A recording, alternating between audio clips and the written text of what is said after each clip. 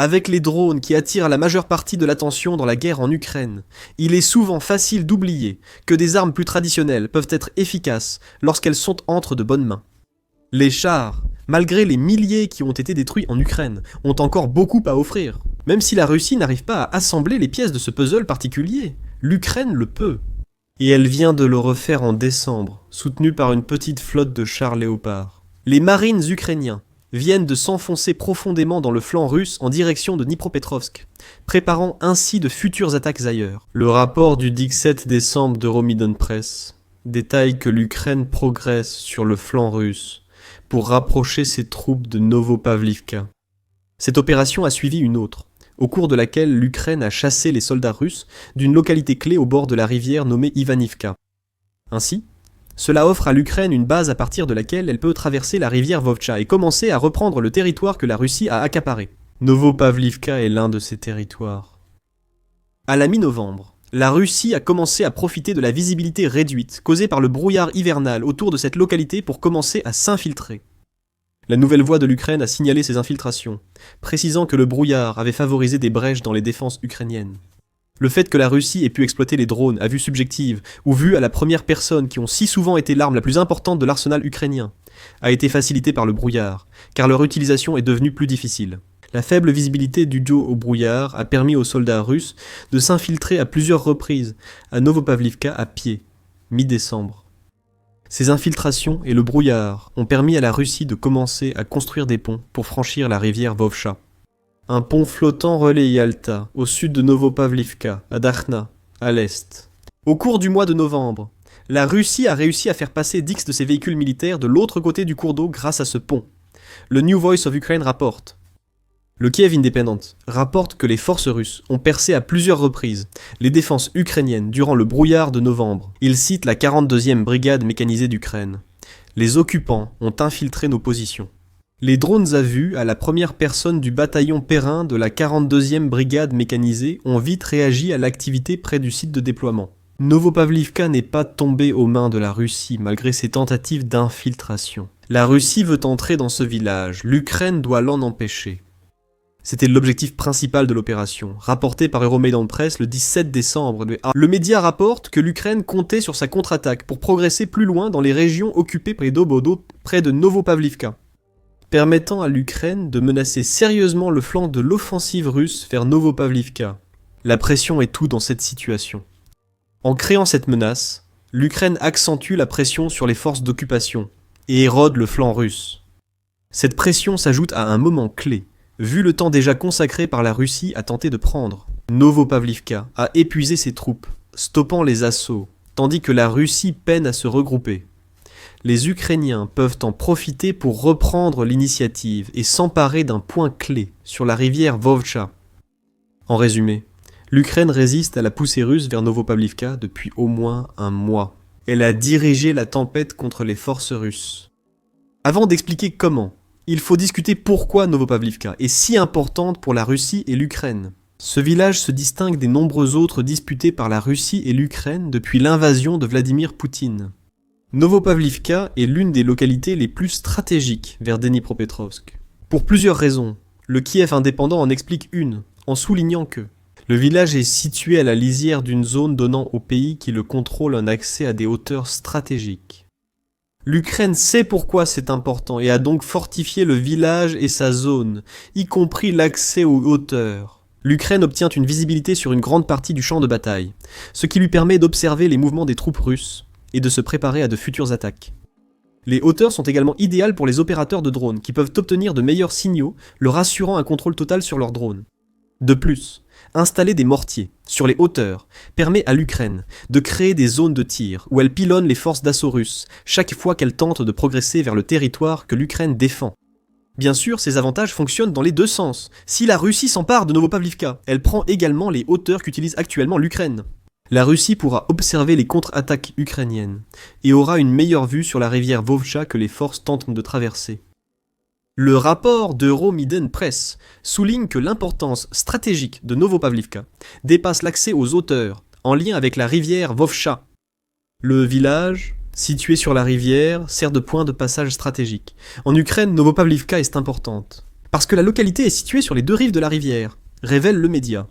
Avant d'ajouter, si les forces russes s'emparent ne serait-ce que d'une rive, il deviendra beaucoup plus difficile pour l'Ukraine de défendre l'autre côté. Comme à Ivanivka, tout terrain conquis pourrait donner à la Russie un point de passage pour de futures offensives. Novopavlivka ne doit pas tomber, si le village finit entre les mains des Russes. Les forces de Poutine auraient une base idéale pour attaquer plus loin dans la région de Dnipropetrovsk. Ils contrôleraient aussi un village stratégique pour traverser la rivière, un atout majeur pour continuer la campagne terrestre. Les rivières sont des barrières naturelles. Elles sont généralement assez profondes pour empêcher les véhicules de les traverser sans pont. De plus, envoyer des soldats nager à travers les rivières est extrêmement risqué et entraîne souvent des pertes dues à la noyade ou au fait que ces soldats vulnérables soient abattus alors qu'ils tentent de traverser. Le contrôle des localités sûres ou traversées par des rivières, comme Novopavlivka. Cela offre à une armée le temps et l'espace nécessaires pour construire des points de passage stables. Les corps du génie dans chaque armée s'entraînent pour cela. Et le commandant du 21e régiment du génie du Royaume-Uni, le lieutenant-colonel Perry. Bishop explique pourquoi. L'Europe compte de nombreux grands fleuves, explique Bishop. Son équipe de sapeurs participait à l'exercice Iron Titan, un entraînement de franchissement de rivières réunissant 8000 soldats britanniques, dont une unité citée par Bishop. Donc si nous voulons maintenir la 3e division en vie, en mouvement, et en train d'éliminer l'ennemi, une partie essentielle de cela consiste à franchir ces grandes étendues d'eau. Nous sommes les seuls dans l'armée à le faire, précise Bishop. Le corps du génie est essentiel. Leur nombre limité d'opérateurs qualifiés sur le champ de bataille rend cruciale la prise de villages comme Novopavlivka en Ukraine. Plus une armée peut assurer la sécurité de ses ingénieurs pour construire des ponts, moins ces ingénieurs risquent d'être pris pour cible pendant leur travail. Même si l'on met de côté la possibilité pour l'ennemi de faire des victimes en tirant sur des ingénieurs exposés, disposer d'un endroit sûr pour travailler permet également de réduire les retards. Construire des ponts plus vite réduit l'attente pour transporter blindés et équipements de l'autre côté d'une rivière. Tout cela influe sur le succès des futures attaques. Sécurité et défense européenne précisent que franchir les ponts existants reste l'option privilégiée, bien que de moins en moins viable. À ce stade de la guerre, la Russie et l'Ukraine détruisent les ponts qu'ils jugent risqués de tomber aux mains ennemies. Cela rend encore plus essentielle la capacité à franchir efficacement des brèches sur zones humides et cours d'eau. Cela ramène à Novopavlivka, qui pourrait servir de zone sûre. Ukraine et Russie peuvent y établir des ponts de franchissement. L'Ukraine veut conserver cet espace, la Russie veut le prendre. La contre-offensive combinée des Marines et des chars ukrainiens a beaucoup de sens sur le plan stratégique. Maintenant que vous savez pourquoi un village comme Novopavlivka a une telle importance stratégique, un autre exemple de cette importance est le village d'Ivanivka. Quelques semaines avant l'opération vers Novopavlivka, l'Ukraine avait libéré Ivanivka. Ivanivka, village sur la Vovcha, est devenu un point de passage du fleuve. Novopavlivka pourrait le devenir aussi. Nous avons publié une vidéo sur l'opération réussie permettant à l'Ukraine de reprendre Ivanivka. Allez la voir si vous voulez comprendre comment l'Ukraine a préparé son attaque de décembre sur le flanc russe, tentant d'avancer vers Novopavlivka. Euromedin Press indique qu'Ivanivka offrait un atout clé à l'Ukraine pour préparer son assaut sur le flanc russe, car la localité est sécurisée. Les forces ukrainiennes peuvent s'en servir pour traverser la rivière Vovcha et lancer des attaques à l'est, perturbant et infiltrant les positions ennemies, selon le média. Il souligne également que le brouillard que la Russie a si bien utilisé en novembre pour infiltrer certaines parties de Novopavlivka pourrait aussi jouer en faveur de l'Ukraine. L'Ukraine n'est pas la seule à utiliser des drones vus à la première personne pour patrouiller sur son territoire. La Russie emploie des drones vus à la première personne dans les zones occupées d'Ukraine. Une visibilité limitée facilite la coordination des attaques ukrainiennes contre les défenses russes. Le contrôle d'Ivanivka est ainsi devenu essentiel pour planifier l'assaut futur. L'Ukraine contrôle aussi les hauteurs près de Novopavlivka, mais cela n'a pas autant aidé lors de l'assaut des marines et chars qu'on pourrait le croire. D'après Euromedin Press, les cartes topographiques indiquant que la hauteur des positions ukrainiennes permettrait un appui des troupes au sol par des mortiers. Cependant, les hauteurs contrôlées par l'Ukraine ne couvraient pas la zone. Ivanivka est située au même niveau que la zone de l'autre côté de la rivière Vovcha. L'Ukraine devrait attaquer sur terrain plat, malgré un appui-feu depuis une hauteur derrière Ivanivka. Ce n'est pas idéal, mais suffisant pour que l'Ukraine l'utilise contre les soldats russes avançant vers Novopavlivka. La Russie avait malgré tout un avantage, déjà évoqué plus tôt.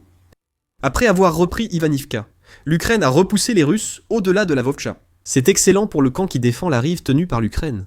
Cela signifie que la Russie doit repartir de zéro et trouver à nouveau comment traverser si elle veut reprendre Ivanivka.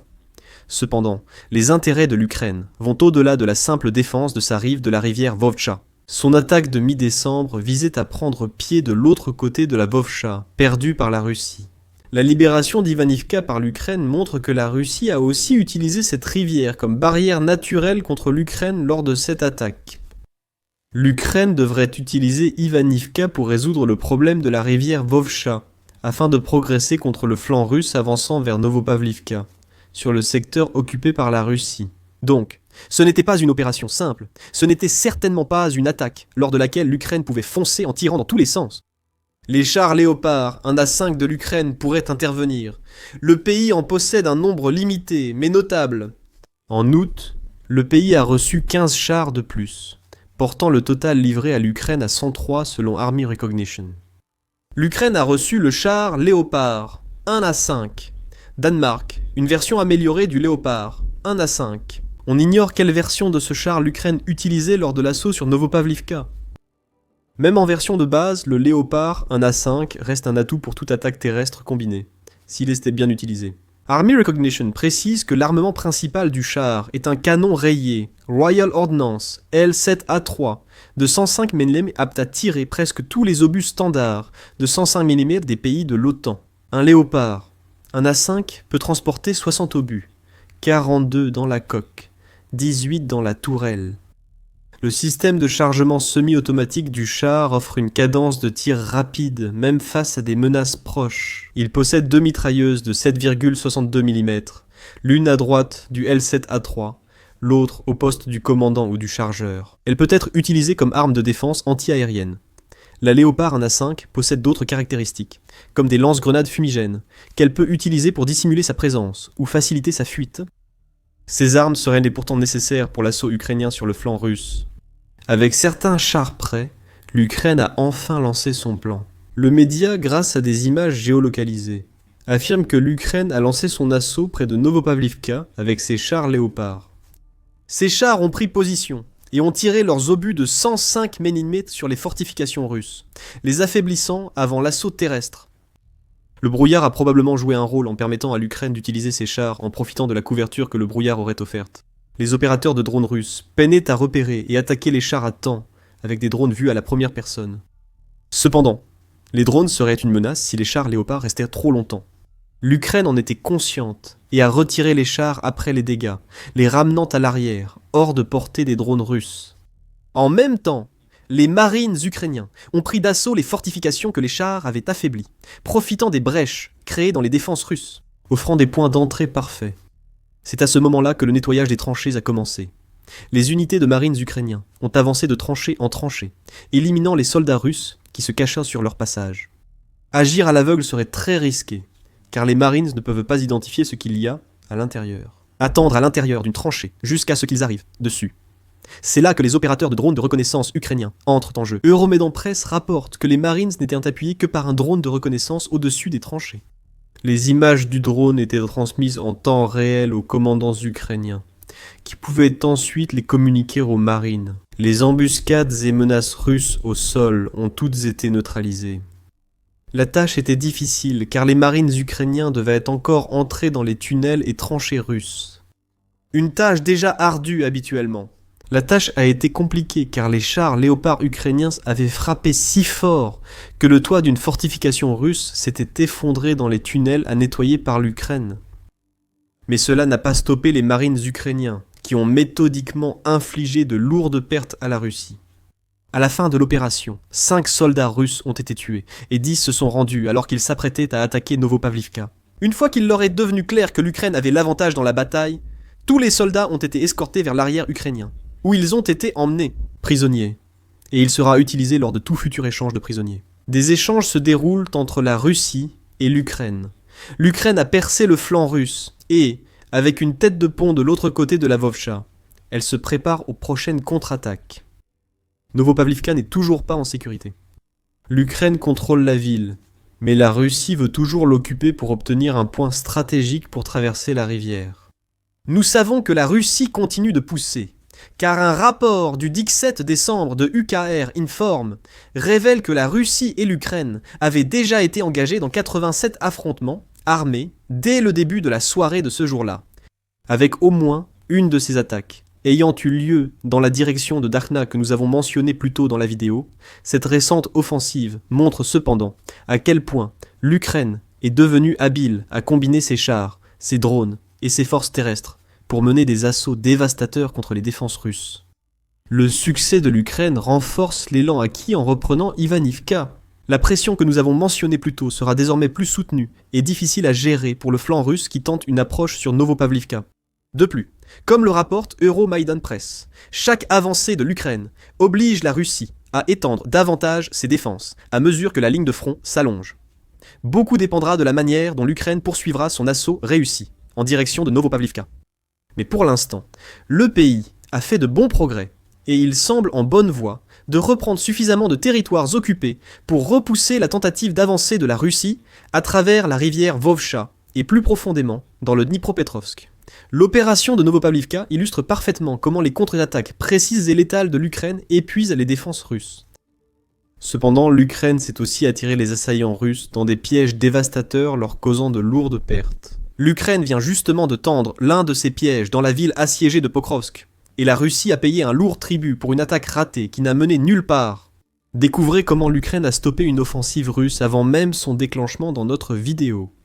Et si vous avez apprécié cette vidéo, n'oubliez pas de vous abonner à The Military Show pour plus de reportages actualisés sur les derniers développements sur les lignes de front de la guerre en Ukraine. Et merci, comme toujours, de nous avoir regardés.